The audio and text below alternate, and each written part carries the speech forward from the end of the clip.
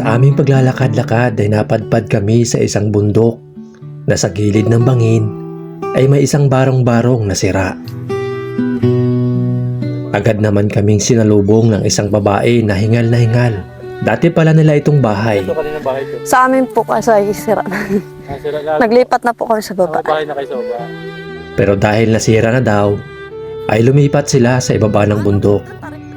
Kaya sumama kami sa kanya at sa aming pagbaba sa matarik na bundok, nagulat kami sa aming nakita.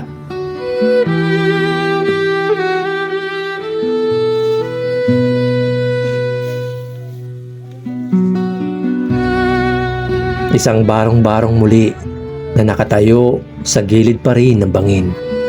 Bakit kaya dito pa rin sila naninirahan? Wala na ba talaga silang ibang mapuntahan? Paano nila hinaharap ang araw-araw sa panganib na ito? At gaano katatag ang isang tao para piliing manatili sa gilid ng bangin? Ay, yan. Ilang ano na to? Gano'n nakatagal to ginawa ni mister mo? Ano lang po, magdadalawang buwan pa lang po. Dati doon kayo sa taas. Lumipat na kayo. Napansin ko lang, ba't mahilig kayo sa ano, yung deterek pa ganito? Anong dahilan?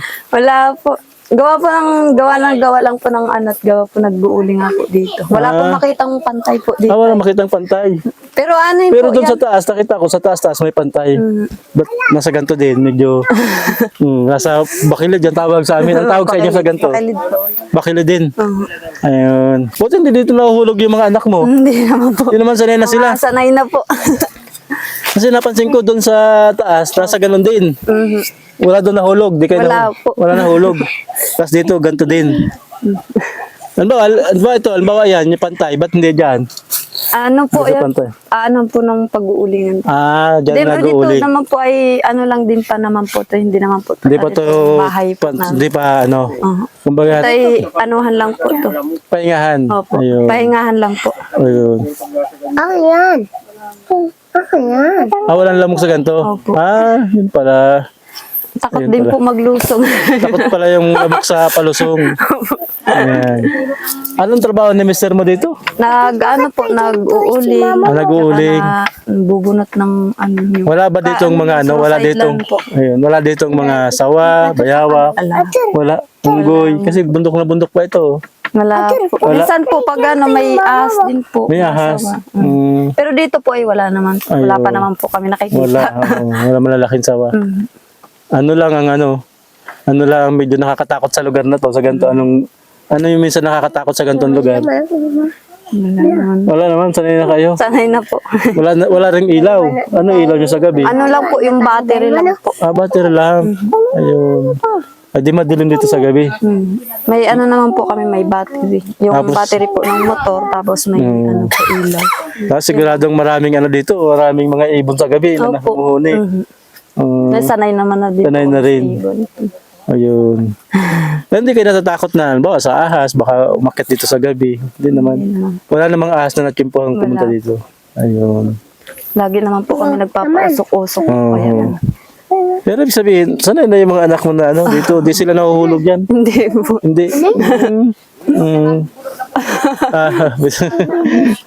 Dito kayo nagsasaing. Opo. Paano pag maulan? Saan magsasaing? Dito po. Dyan. Papasok. Oo. Ayun. Tingnan ko lang ha. Di pa kayo makain? Nagkain na po. Kumain na kayo? Ba't may kanin? Di pa nabawasan yung kanin? Doon po kami sa kabila po nagkain. So hindi nakain yung sinaing. Ayun.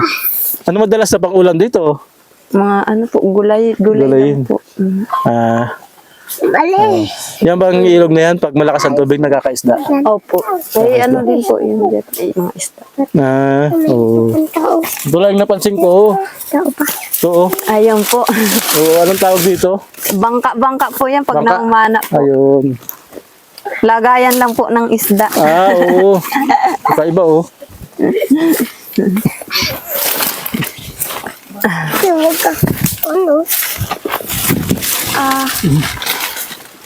Lagayan. So ito ang bangka ng mister mo. Opo, pag naumana po. Ito lang, bangka.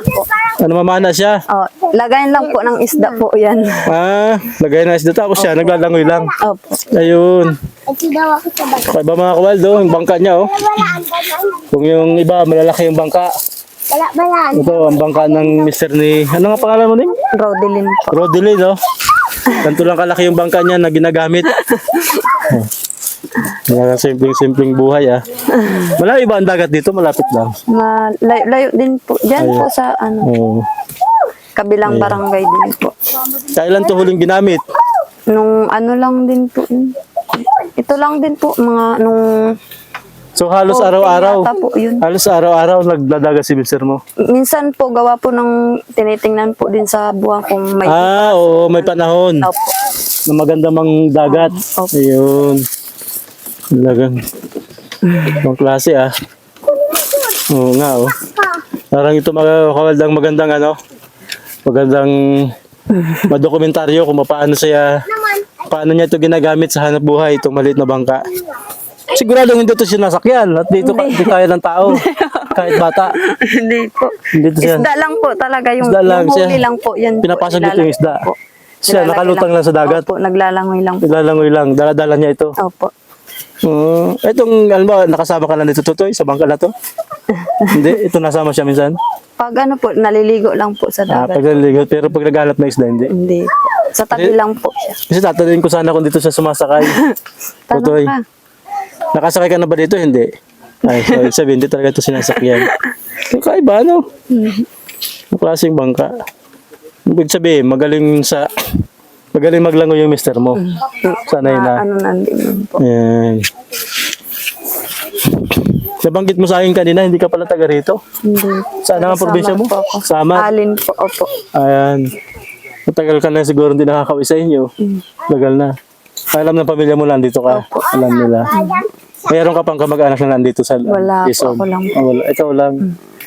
Saan kayo nakakilala ng mister mo? Sa ano po, Maynila. Nasa Manila, trabaho. Opo. Tapos dito ka na, pagkatapos niyo maging mag-asawa, dito na kayo.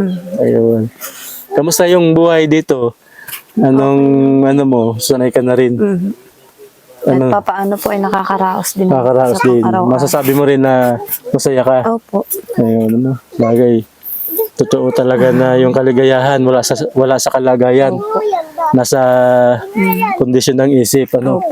Pag kontento ka, kahit ano yung sitwasyon mo, magiging masaya ka. Kahit mahirap po, Oo. naano naman. Ayun. Kasi sa tingin ng iba, pag ganito yung sitwasyon mo, parang malungkot, parang ano. Pero kayo, Hindi naman po. Hindi naman, Ano naman po. Hindi naman po kami pinapabaya ng mister ko po. ayun, masipag, halata nung masipag siya, oh. Saka, nagtatrabaho pala siya sa umaga, sa gabi, minsan, nangingisda pa siya. Opo. Ayan. Pero kamusta itong anak niya, nakapag-aral man siya ng maayos. Ayan. Ano lang ang pinakang kailangan nyo rito? Ano lang po. Mga sa pang-araw-araw lang. Ang araw-araw. Ayan. Kamusta yung ano, lagi naman nakakabili ng bigas, pang-ulam, lagi naman. Opo. Minsan po, sa ulam po ay minsan namamana lang po siya. Tas, Namamana. ano lang po dyan sa mga ilog-ilog. may Yan, ulam na rin. yun ang pang-ulam nyo. Tsaka So, bigas lang gulay. binibili. Yun, talaga napakasimple ng buhay dito. Ano? Habang mas nakikilala natin ang pamilya ni Rodelin, unti-unti nating nauunawaan kung gaano kasimple pero kabigat ang bawat araw dito sa gilid ng bangin. Dito sa bundok, hindi uso ang kasaganaan. Kung anong meron sa kalikasan, iyon ang bumubuhay sa kanila. Ang pamilya ni Rodelin, araw-araw umaasa lang sa kung ano ang makukuha sa bundok at sa tabi ng dagat. Mga gulay na ligaw, ugat ng halaman at kung minsan mga bunga na sila mismo ang naghahanap sa gilid ng gubat. Sa lugar na ito, walang kasiguruhan. Bawat pagkain, pinagpapaguran. Bawat araw, nakikipagsapalaran. At habang nakatayo ang kanilang barong-barong sa gilid ng bangin, ganon din ang kanilang buhay. Laging nasa pagitan ng panganib at pag-asa. Ayan, so ito pala ang ano, binugulay dito. Anong tawag nito? Doka lang. Duka lang. Ang lasa nito, parang gabi. Ayan, ba siya mga kabaldo, kala mo halaman. Talagang pag nasa... Ito ba sa Leyte, nakasama, nakakakita ka nito? Dito Meron lang. din po. Meron, di ginugulay din. Opo. Ginugulay talaga. Ayan, Baklase siya mga kabaldo, para siyang halaman, pero ginugulay. Ano rin siya, parang Makati na parang gabi, hindi naman. Minsan may Parang ano kati. din po. Hindi naman, ayun. So ginagataan siya. Gata po. Ayan. Tapos ano pa ang mga nagugulay dito? Ano po, puso ng saging. Ayan, puso ng saging. Opo. Ano talaga yung available dito? Ano? Bebe, nag-aaral ka na ba? Mahulog ka ha? Sanay na rin sila dito. Opo. Hindi, paano pag maulan? Madulas to. Dito lang po kami sa... Diyan lang kayo, hindi kayo bumaba kasi madulas. Pati itong mga bata. Diyan lang po yung mga bata. Ay, paano siya? Paano sa pag-aaral? Ano lang po, inahatid po yan ng papa niya. Ah, hinahatid. Ayan. Marunong ka naman magluto? Ayan. Ano ang pangalan mo? Ano na pangalan mo? Ha? Ano pangalan mo? Ano pangalan mo? Naiyak. Marami pala ibon dito. May ano iba't ibang huni. Opo. Iba't ibang huni. Oh.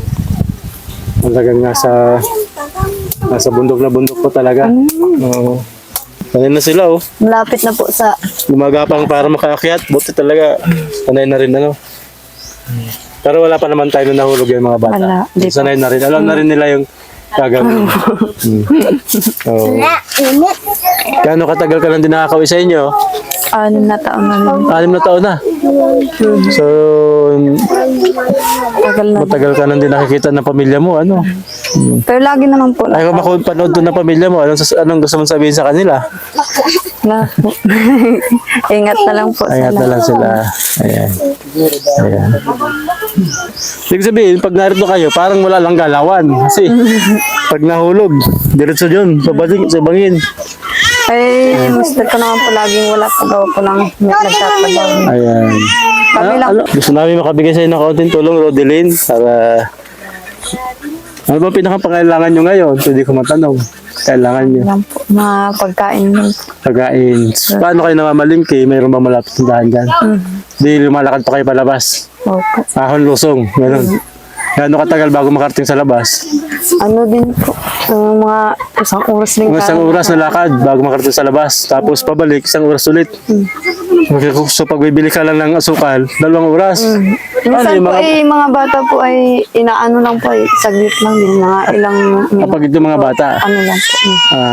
Ayun. Minsan po ay tinatakbo nito. Tinatakbo nitong anak mo. Sanay na siya. Pero buti, walang dyan, kung wala kang ano dyan na pwede makasakit sa kanila. Ano. Yan. Ito, Rodeline, ano to? 3,000 para kung ano mong kailangan mong bilhin. Salamat. May mabili ka. Galing yan sa aming kaibigan na si Jecol. Jecol, anong gusto mong sabihin? Maraming salamat po sa inyo at sa nagbigay rin po. Maraming salamat po. Ayan. Anong bibilhin mo yan? Anong plano mong bilhin yan? Ayun, makakabili na po ako ng bigas, tsaka mga grocery po yung kailangan po namin, tsaka yung mga bata. Gatas po. Gatas nila. Ayan. Yung baby mo, ano? Opo. Mahal pa man din ngayon yung mga bilihin. Kaya nga po.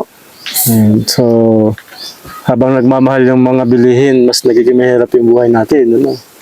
Kaya pag-isipan mo din yung pagkakaroon ng anak pa sa mga susunod kasi yung buhay, Oh. marunong ba kayo na ano, parang yung family planning na tinatawag. Ay, family planning naman Kasi po. mas nagiging mahirap yung buhay pag dumadami. 4 man na yung anak nyo, okay na siguro yun. Ano? Ayan. So yun lang, Rodeline, ano. Bale, gusto lang din namin makapag-abot ng tulong at titingnan namin kung makakapagtulong pa kami sa hinaharap. Maraming salamat po. Maraming salamat po sa inyo. Tsaka yung nagbigay tulong po Ayan, sa amin. sige. Maraming salamat po. Ayan. Maraming salamat po kay Jecol sa aming pong sponsor. J-Call, maraming salamat po. Ayan, lagi mong tumutulong dun sa mga tinutulungan namin. Salamat po. Maraming salamat po.